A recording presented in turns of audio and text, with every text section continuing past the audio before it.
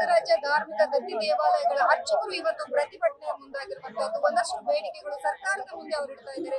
ಆ ಎಲ್ಲಾ ಬೇಡಿಕೆಗಳು ಏನು ಅನ್ನೋದನ್ನ ಅವ್ರ ಹತ್ರನ ಕೇಳ್ತಾ ಹೋಗ್ತೀನಿ. ಸರ್,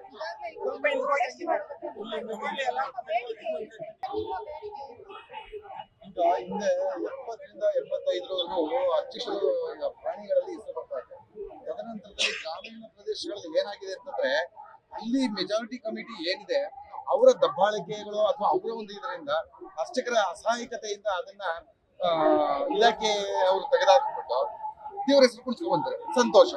ಆದ್ರೆ ಈಗ ಅದನ್ನೂ ತೆಗೆದಾಕ್ಬಿಟ್ಟು ಧಾರ್ಮಿಕ ದತ್ತಿ ಇಲಾಖೆ ಅಂತ ಕುಡಿಸ್ಕೊಬರ್ತಾರೆ. ಈಗ ಏನು ವರ್ಷಾಸನ ತಸ್ತಿಕ್ಕು ಅಂತ ಕೊಡ್ತಾ ಇದಾರೆ, ಅಲ್ಲಿ ಕೇಳಲಿಕ್ಕೆ ಹೋದ್ರೆ ನಾವು ಒಬ್ಬ ಕೂಲಿಯವರಿಗಿಂತ ಕಳವಿಯಾಗಿ ನಮ್ಮನ್ನ ಟ್ರೀಟ್ ಮಾಡ್ತಾ ಇರ್ತಾರೆ.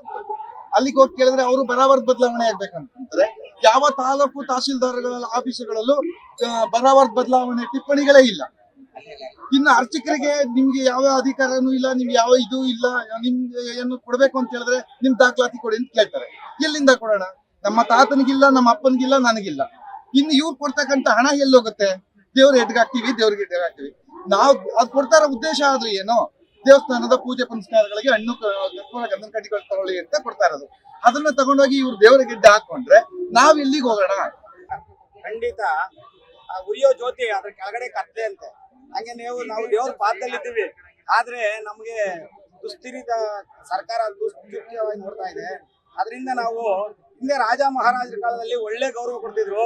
ನಾವೇನಾದ್ರೂ ರಾಜ ಮಹಾರಾಜ ಕಾಣಕ್ಕೆ ಹೋಗ್ಬೇಕು ಅಂತ ಇದ್ರೆ ರಾಜ ಮರ್ಯಾದೆ ಕೊಟ್ಟು ನಮ್ಮನ್ನು ಬರ್ಮಾಡ್ಕೊಳ್ಳೋರು. ಆದ್ರೆ ಇವತ್ತು ನಾವು ಒಂದು ತಹಶೀಲ್ದಾರ್ ಆಫೀಸ್ಗೆ ಹೋದ್ರೆ ನಾವು ಸಾರ್ ಬಂದಿದ್ದೀವಿ ಅಂದ್ರೆ ಹೌದಾ ಒಂದ್ ಸ್ವಲ್ಪ ಹೊತ್ತು ಕೂತಿರಿ ಅಂತಾರೆ. ಹಾಗಾಗಿ ನಮ್ಗೆ ಕುಂಡ್ರಿಸೋದು ಇಲ್ಲ, ನಿಂತ್ಕೊಳ್ಳಿ ಅಂತಾರೆ. ಆಮೇಲೆ ನಾವು ನಿಂತು ಸಾಕಾದ್ರೆ ಅಲ್ಲಿ ಯಾರೋ ಏನ್ ಲ್ಯಾಡ್ ಮಾಫಿಯಾದವ್ರು ಬಂದ್ರೆ ಅವ್ರ ಹತ್ರ ಅಳತೆ ಹೊಡ್ಕೊಂಡ್ ಕೂತಿರ್ತಾರೆ. ನಾವು ಸುಮಾರು ಸಾರಿ ತಿರುಗಿ ಬಂದ್ರೆ ಅಲ್ಲಿ ಯಾರೋ ಇದು ಕನ್ವರ್ಷನ್ ಬಂದವ್ರ ಹತ್ರ ಕೂತ್ಕೊಂಡು ಮಾತಾಡ್ತಿರ್ತಾರೆ ಹಲವಾರು ಗಂಟೆ. ನಾವು ಗಂಟ್ಲೆ ಕಾಯ್ಬೇಕು. ಅದರಿಂದನೇ ಇವೆಲ್ಲ ನೋಡಿ ನಾವೇನ್ ಮಾಡ್ದೋ, ಇವತ್ತಿನ ರಾಮಲಿಂಗ ರೆಡ್ಡಿ ಸಾಹೇಬ್ರಿಗೆ ಸ್ವಾಮಿ ತಸ್ತಿಕ್ಕು ನಾವು ತಹಶೀಲ್ದಾರ್ ಆಫೀಸಿಗೆ ತಗೊಳಕ್ಕಾಗಲ್ಲ, ದಯವಿಟ್ಟು ನೀವು ಡೈರೆಕ್ಟ್ ನಮ್ಮ ಅಕೌಂಟಿಗೆ ಮಾಡ್ಕೊಡಿ ಅಂತ ಕೇಳಿದಾಗ ಅವ್ರು ಒಪ್ಕೊಂಡಿದ್ದಾರೆ, ಮಾಡ್ಕೊಡ್ತಾ ಇದಾರೆ. ಇವತ್ತಿನ ದಿವಸ ನಮ್ಮ ಒಂದು ಸಂತೋಷ ಸಮಯ ಅಂದ್ರೆ ಒಳ್ಳೆ ಮುಜರಾಯಿ ಸಚಿವರು ಬಂದಿದ್ದಾರೆ. ನಮ್ಮ ಆಯುಕ್ತರು ಸಹ ಒಳ್ಳೆಯವರು ಬಂದಿದ್ದಾರೆ. ಆದ್ರೆ ಅವರು ನಮ್ ಮರಣ ಒಂದಾಗ 2,000 ಕೊಡ್ತೀವಿ ಅಂತ ಮಾಡಿದ್ದಾರೆ. ನಾವು ಮರಣ ನಮ್ಗೆ ವಯಸ್ಸಾದಾಗ 2 ಲಕ್ಷ ಕೊಡ್ತೀವಿ ಅಂತ ಮಾಡಿದ್ದಾರೆ. ಆದ್ರೆ ನಮ್ಗೆ ವಯಸ್ಸಾದಾಗ ಮಾತ್ರಿಗೆ ಇದಕ್ಕೆ ಖರ್ಚಿರಲ್ಲ. ನಾನ್ ಕೇಳೋದು ಸತ್ತ ಮೇಲೆ ಕೊಡೋದ್ರನ್ನ ನಾವು ಏನು ವಯೋವೃದ್ಧರು ಆಗ್ತಿರಲ್ಲ ಅವತ್ತೇ ಕೊಟ್ಬಿಟ್ರೆ ನಮ್ಮ ಪೀಳಿಗೆಗೆ ಮುಂದೆ ಸಹಾಯ ಆಗುತ್ತೆ ಅಂತ ಧನ್ಯವಾದ.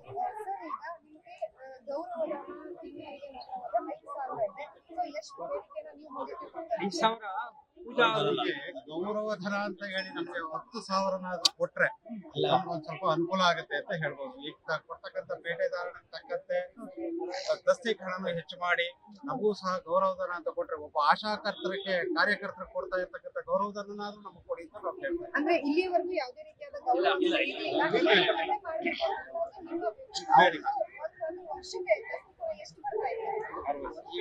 ಮುಂಚೆ 100 ರೂಪಾಯಿನಿಂದ ತಗತಕ್ಕಂತ ಹಣವನ್ನ ಇವತ್ತಿನ ದಿವಸ ನಾವು 5,000 ರೂಪಾಯಿಗೆ ಹೆಚ್ಚು ತಿಂಗಳಿಗೆ ಅದ 60,000 ರೂಪಾಯಿ ವರ್ಷಕ್ಕಾಗುತ್ತೆ. ಅದು ಒಂದೇ ಗಂಟೆಯಲ್ಲಿ ಕೊಡ್ತಾ ಇದ್ರು, ಈಗ 2 ಗಂಟೆನಲ್ಲಿ ಕೊಡ್ತಾ ಇದ್ದಾರೆ. ಆದ್ರೆ ನಮ್ಗೆ ಪ್ರತಿ ತಿಂಗಳು ಕೊಟ್ಟು ನಮಗೆ ಗೌರವಧನವನ್ನು ಸೇರಿಸಿ ಕೊಟ್ರೆ ನಮ್ಗೆ ಅನುಕೂಲ ಆಗುತ್ತೆ ಅಂತ ನಮ್ಮ ಅನಿಸಿಕೆ.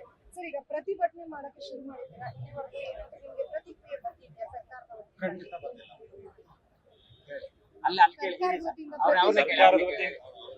ಮೇಡಮ್ ನೋಡಿ, ಎಷ್ಟೇ ಪ್ರತಿಭಟನೆ ಮಾಡಿದ್ರು ಕೂಡ ಅರ್ಚಕರ ಬಗ್ಗೆ ಯಾರು ಕೂಡ ತಲೆ ಕೆಡ್ಸ್ಕೊಂತಾ ಇಲ್ಲ.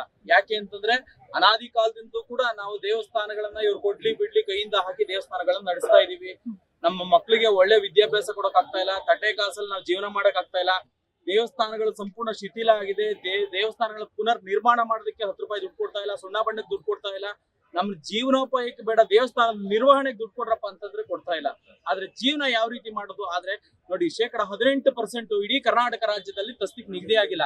ತಸ್ತಿಕ್ ನಿಗದಿ ಆಗಿಲ್ಲದೆ ಇರ್ತಕ್ಕಂಥದ್ದನ್ನು ಗ್ರಾಮ ಲೆಕ್ಕಾಧಿಕಾರಿ, ವೃತ್ತ ನಿರೀಕ್ಷಕರು ಜೊತೆಗೆ ತಹಶೀಲ್ದಾರ್ ಸೇರಿ ಸ್ಥಳ ತನಿಖೆಯನ್ನ ಮಾಡಿ ತಸ್ತಿಕ್ ನಿಗದಿ ಮಾಡಿ ಡಿಸಿ ಆಫೀಸ್ ಕಳಿಸ್ತಾರೆ. ಜಿಲ್ಲಾಧಿಕಾರಿ ಕಚೇರಿನಲ್ಲಿ ಅದ ಹಣ ಬಿಡುಗಡೆಗೆ ತಸ್ತಿಕ್ ನಿಗದಿ ಮಾಡಿ ಆಯುಕ್ತರ ಕಚೇರಿ ಕಳಿಸ್ಕೊಡ್ತಾರೆ. ಆಯುಕ್ತರ ಕಚೇರಿಯಲ್ಲಿ ಹಣ ಬಿಡುಗಡೆ ಮಾಡ್ಬೇಕೇ ಹೊರತು ಪುನರ್ ಪರಿಶೀಲನೆ ಮಾಡ್ತಕ್ಕಂಥ ಹಕ್ಕು ಅಧಿಕಾರ ನಮ್ಗಿಲ್ಲ ಅಂತ ಹೇಳ್ತಾರೆ. ಆದ್ರೂ ಕೂಡ ಅರ್ಚಕರನ್ನ ನ್ಯಾಯಾಲಯದ ಮೊಕದ್ದಮೆ ಹೂಡಿ ಅರ್ಚಕರ ಪೂಜೆ ಪುರಾಣ ಪುಕ್ಸಟೆ ಪೂಜೆ ಮಾಡೋದಲ್ದೇನೆ ನ್ಯಾಯಾಲಯಕ್ಕೂ ಅಲೆದಾಡುವಂತ ಪರಿಸ್ಥಿತಿ ತಂದಿದ್ದಾರೆ. ಓಕೆ ಸರ್, ಇಷ್ಟೆಲ್ಲ ತೊಂದರೆ ಕೊಡ್ತಿದ್ದಾರೆ. Okay sir. ಈಗ ದೇವರು ಮತ್ತೆ ಭಕ್ತಾದಿಗಳ ಮಧ್ಯೆ ಆಧಾರ ಸ್ತಂಭ ಆಗ್ತದೆ ಅರ್ಚಕರು. ಸೊ ಅರ್ಚಕರುಗಳಿಗೆ ಸರ್ಕಾರದ ಒಂದು ನಿಮ್ಮೆಲ್ಲ ಬೇಡಿಕೆಗಳಾಗಿರ್ಬೋದು ಎಲ್ಲ ಸರ್ಕಾರಕ್ಕೆ ಮುಟ್ಟಿದೆ ಅಂತ ಅನ್ಸುತ್ತೆ. ಸರ್ಕಾರ ಮಾತಾಯಿ ಧೋರಣೆ ಅಂತ ಏನ್ ಹೇಳ್ತಾರೆ ಆ ತರ ಈಗ ನಮ್ಗೆ ಅನ್ನಿಸ್ತಾ ಇದೆ. ಈಗ ಅರ್ಚಕರ ಕಂಡ್ರೇನೆ ಇವರಿಗೆ ಒಂದೇ ಸಲ ತಾತ್ಸಾರ ಮನೋಭಾವ ಇದೆ ಅನ್ನೋಂಥದಕ್ಕೆ ನಮ್ಗೆ ವ್ಯಕ್ತ ಆಗ್ತಾ ಇದೆ. ಯಾಕಂತಂದ್ರೆ ನಮ್ಗೆ ಏನು ಸಹಿತ ಅನುದಾನನೇ ಇಲ್ಲ. ಅವ್ರು ಕೊಡುವಂತ 5,000 ನಮಗೆ ಪೂಜಾ ವೃತ್ತಿ ಮಾತ್ರ ಕೊಡ್ತಿರುವಂತದ್ದು, ಪೂಜಾ ಸಾಮಗ್ರಿ ಖರೀದಿಗೆ. ಅದ್ ಬಿಟ್ರೆ ನಮ್ಗೆ ಏನೂ ಇಲ್ಲ.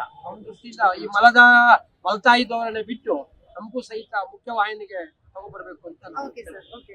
ಸೊ ಒಟ್ಟಾರೆಯಾಗಿ ನಮ್ಮದೇನು ಬೇಡಿಕೆ ಜಾಸ್ತಿ ಇಲ್ಲ, ಕಡಿಮೆ ಇರುವಂತದ್ದು. ಈಗಾಗಲೇ ಏನು ದೇವಾಲಯದ ಅಂದ್ರೆ ದೇವರ ಪೂಜೆಗೆ ಸರ್ಕಾರ ನೀಡ್ತಾ ಇತ್ತು, ಅದ್ರ ಜೊತೆಗೆ ಗೌರವಧನ ಅಂತ ಹೇಳಿ ತಿಂಗಳಿಗೆ 10,000 ಕೊಡ್ಲಿ ಅನ್ನುವಂಥದ್ದು ಸರ್ಕಾರದ ಮುಂದೆ ಬೇಡಿಕೆ ಇಡುವುದರ ಮೂಲಕ ಇವತ್ತು ಪ್ರತಿಭಟನೆಗೆ ಮುಂದಾಗಿರುವಂತದ್ದು. ಇವರ ಬೇಡಿಕೆ ವೇಗವಾಗಿ ಶೀಘ್ರದಲ್ಲೇ ಈಡೇರಲಿ ಅನ್ನುವಂಥದ್ದು ನಮ್ಮ ಆಶಯ.